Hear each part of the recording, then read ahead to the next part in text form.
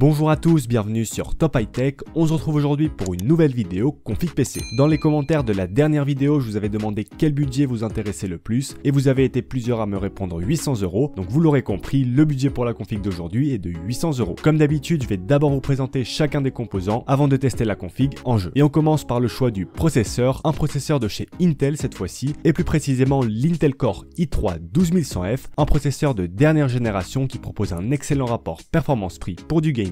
Il embarque 4 cœurs et 8 threads cadencés à 3,3 GHz de base et pouvant monter jusqu'à 4,3 GHz en mode turbo. Pour du gaming, ce processeur est tout simplement idéal puisqu'il va proposer les mêmes performances qu'un i5 10400F ou qu'un Ryzen 5 3600, mais pour un prix bien plus intéressant de 112 € actuellement chez Darty. En plus de ça, c'est un processeur qui ne chauffe pas trop, donc on pourra se permettre d'utiliser le ventirad fourni dans la boîte pour faire quelques économies. Ensuite, ce processeur, on va venir le poser sur une carte mère et je suis parti sur la B660M DS3H, une carte mère au format micro ATX de chez Gigabyte, capable d'accueillir les nouveaux processeurs au socket LGA 1700. C'est l'une des B660 les plus abordables, mais elle embarque malgré tout le nécessaire au montage d'une config PC gamer, notamment 4 slots de RAM en DDR4 pouvant supporter jusqu'à 128 Go, 2 ports M.2 en 4.0 pour y placer des SSD, ou encore un port PCI Express 4.0 pour venir brancher sa carte graphique. Côté prix, on la retrouve en ce moment à 120 €, un prix que je trouve encore un peu cher pour de l'entrée de gamme. Espérons que d'ici quelques mois, elle passe sous la barre des 100 €. Vient maintenant le choix de la RAM, et tout comme la semaine dernière, je suis parti sur deux barrettes de 8 Go cadencées à 3200 MHz, et plus précisément les Crucial Ballistics, de très bonnes barrettes qu'on retrouve toujours à bon prix chez Amazon.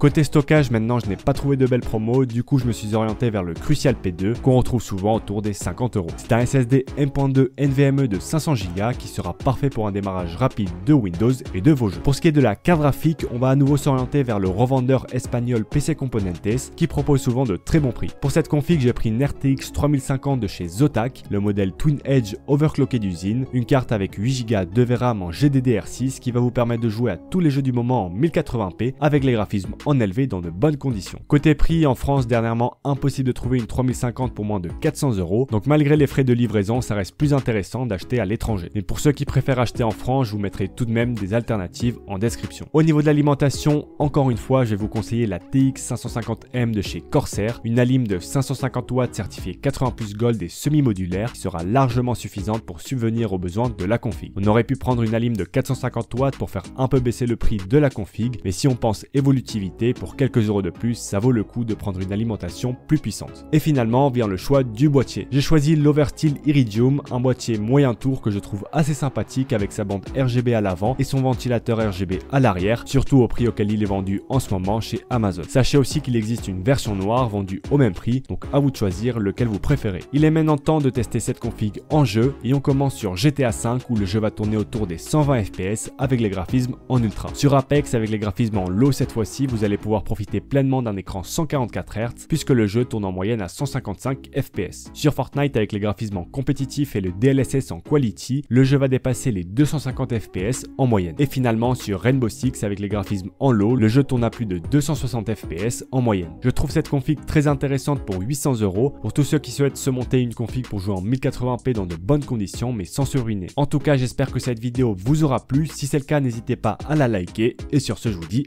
à la prochaine.